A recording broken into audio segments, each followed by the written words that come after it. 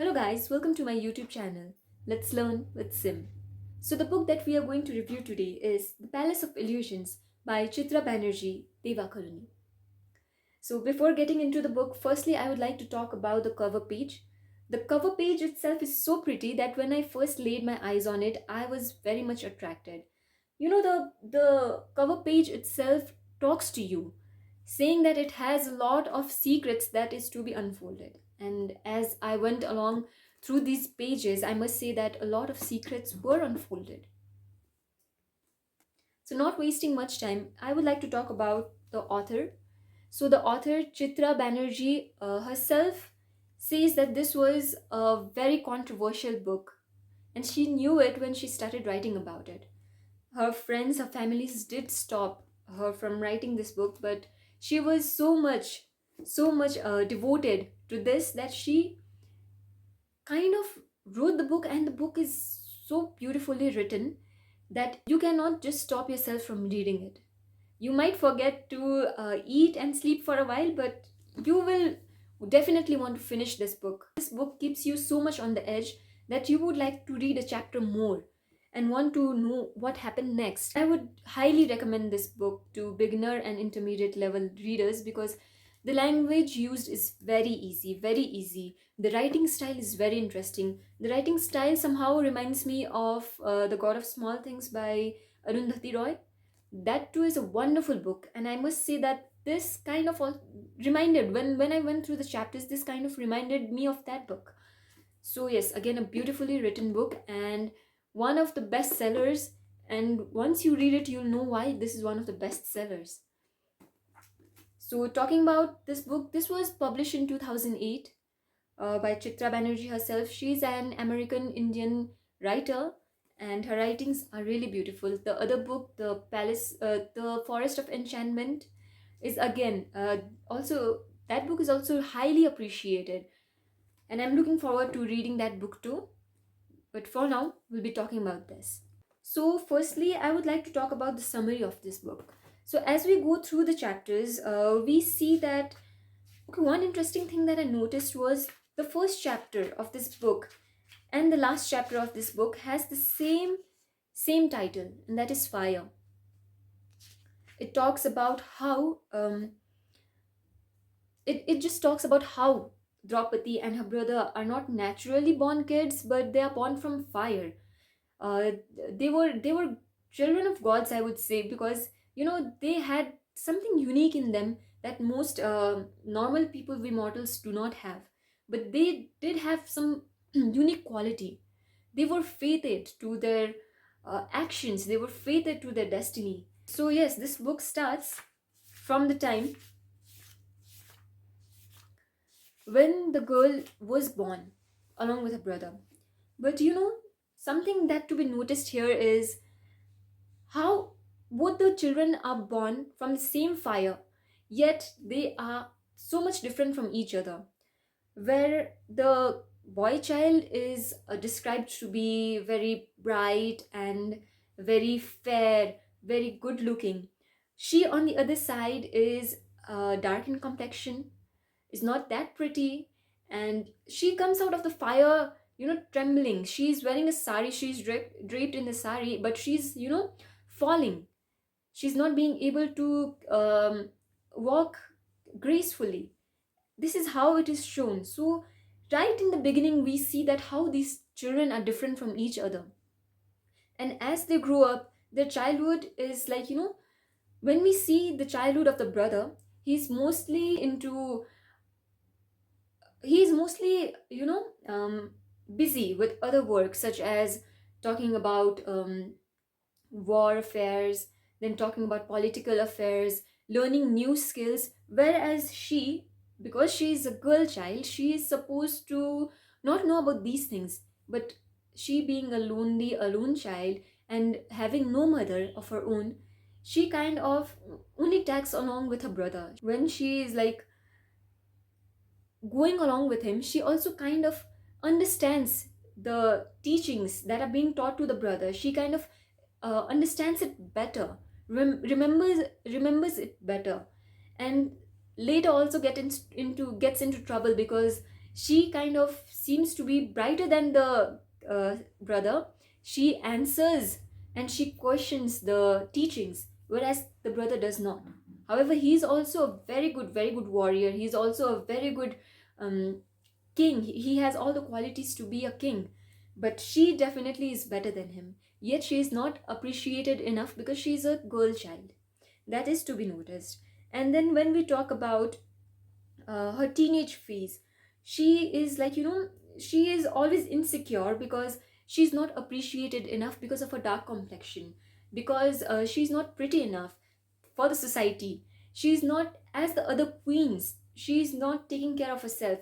But there is an incident that happens in the book where she tries to pretend like one of the other queens, and then she realizes that even when she's pretending, she gets that attention, and she tries to continue doing that, and she kind of develops and adapts that, and it becomes her quality, and she turns out to be very pretty, very attractive, and then now she also gains enough confidence of her own that she can be left alone and not worry about or not be losing her confidence in any given situation.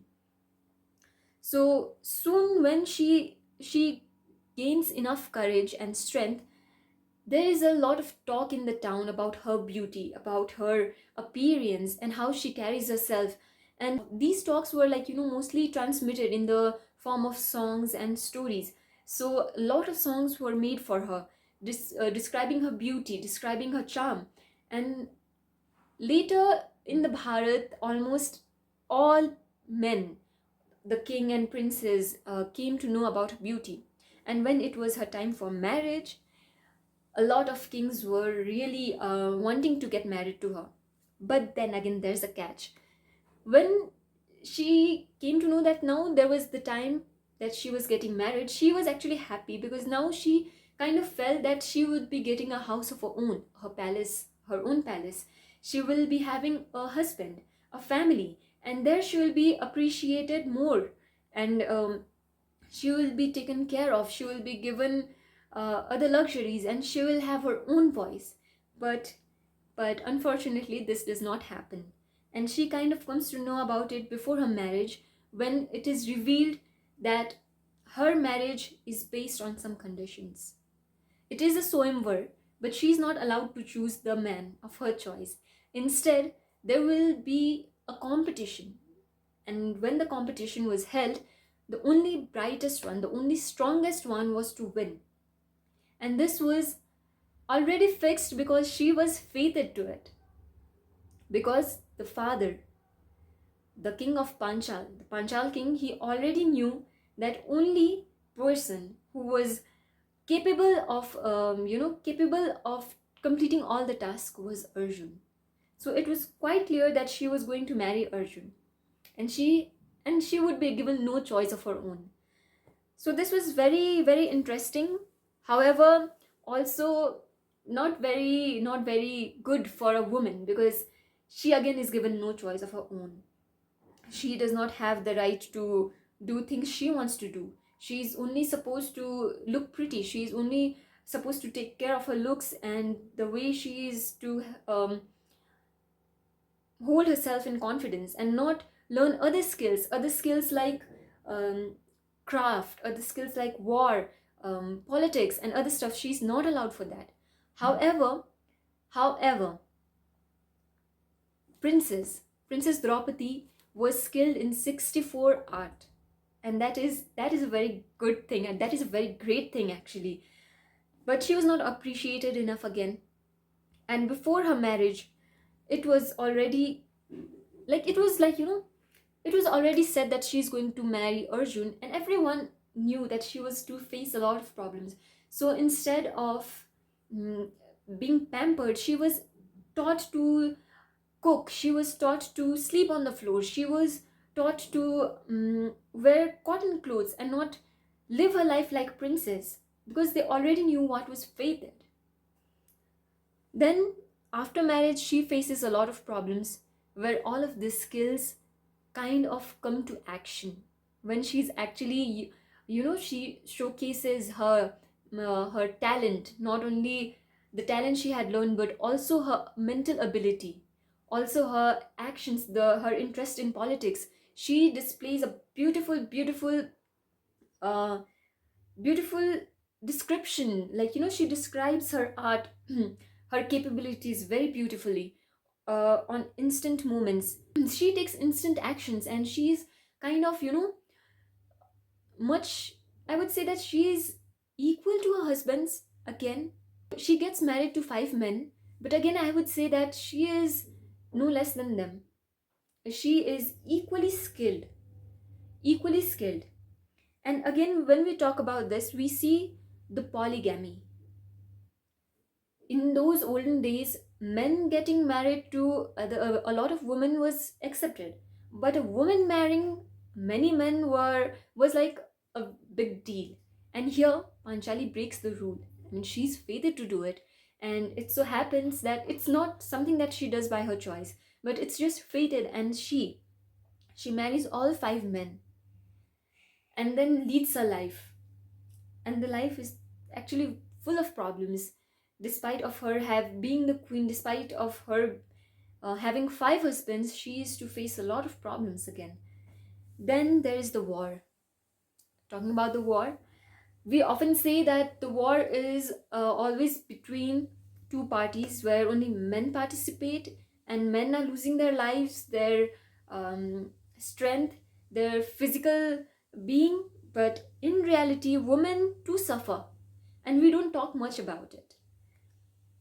So when we say that, how do women suffer? Because women are actually losing everything they have. They are only dependent on their husbands, the man of the man in the man of the family, the head of the family. And they are losing everything they have. They are losing their sons, they are losing their kids, they are losing their property, their rights, everything they are losing. And after the war is done, they are left with nothing. In fact, this has a specific section where it is talked about the life of a woman when she loses her man, when the man is gone. The woman the women have no place of her own.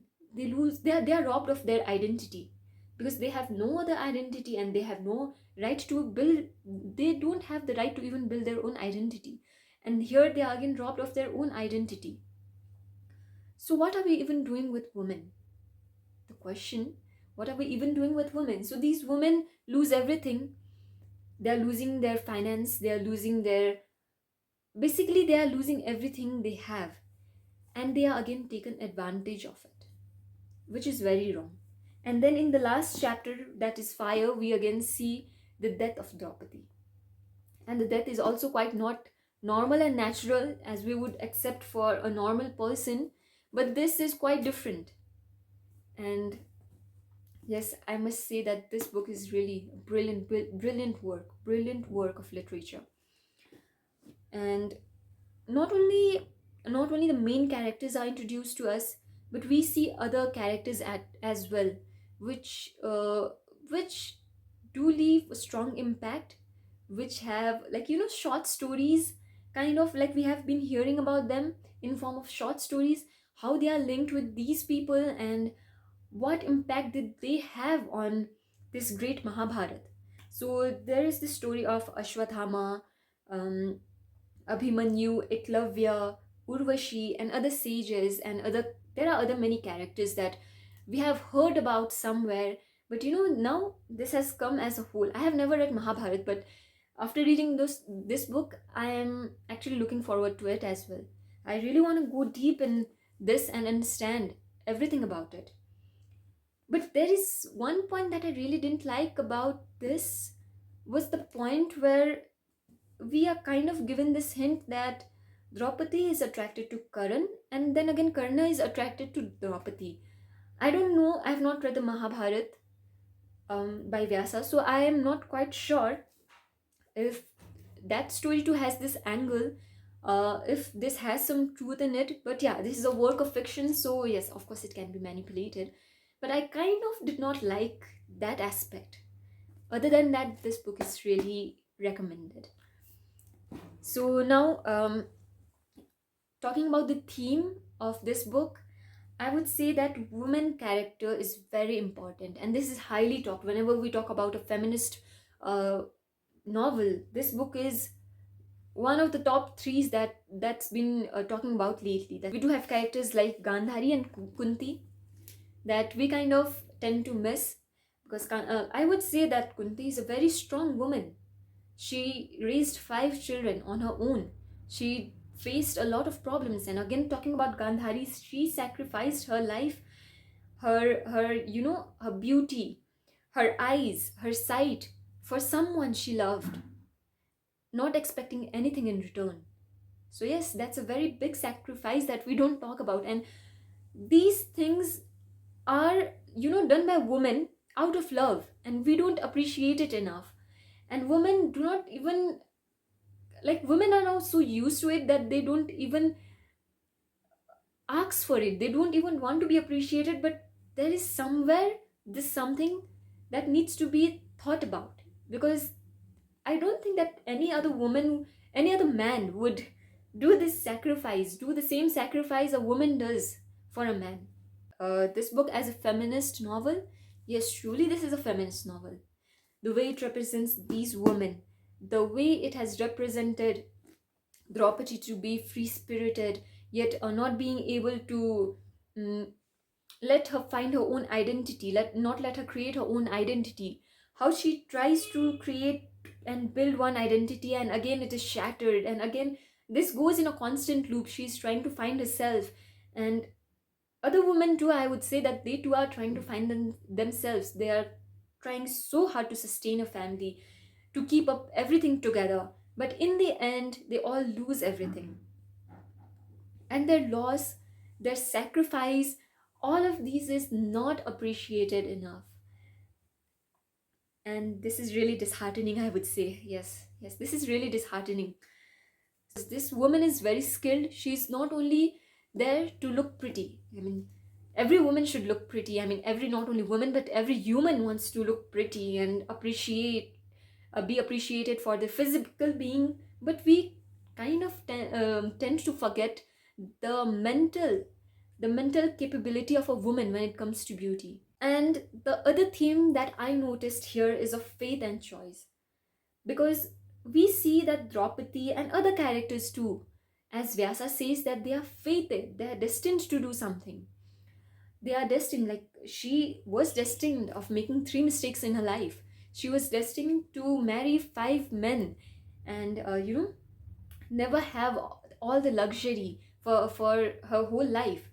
She was destined to it. But then again, there was this chance where she had to make choices. Not only her, but other characters too. When Arjun, Karan, Yudhishthir, Duryodhan, and other characters, Kunti, name whoever you want to, they all had choices in life to make. And it totally depends. It totally depends on a person what choices they make, and it's their responsibility. And I kind of we have read this in Greek mythology as well, and we know how this faith and choices work. You're fated to it, so no matter what you do, you will end up reaching that destiny. But the choices you make somehow make you suffer less or suffer more, depending on you. So yes, this book teaches, I would say that not only this book, but yeah, Mahabharat as a whole teaches us about life. So the greatest thing that this Mahabharat talks about is faith and choice, in my opinion, I would say. My opinion, it's about faith and choice. And here we totally see how Draupadi is fated and destined to what she was, but her choices, how she did put up herself as a woman. Like, what's the what are we supposed to do at the end of life? Die, right? She too was fated to die. We too are fated to die. But when we talk about Chirharan, we see that how her clothes were taken off and how Krishna helped her, and how brutally she was disrespected, and no man, no one whom she trusted could save her. No one stood up for her. She could have committed, she could have, you know, taken her life, but instead, she says that she wants to take revenge. Until the revenge is taken, she will only wash her hair with the blood of blood of Duryodhan. So yes, that is the choice she made. The choice where Yudhishthir was given a choice to lose it all. Instead of taking care of the wife, he chose to risk it all again. So that's again your choice that is dependent on you, what choices you make. You are fated to things, you are destined to things, but faith, these choices play a great role, huge role, and it has a huge impact on your life. So yes, lastly I would say that this is a great book. You guys should read it once in your life, and with an open heart and open mind, and then I think you would understand the perspective this tries to show, the perspective that is not talked much about, the perspective that is really important. So yes, definitely recommended. See you in the next video. Bye guys.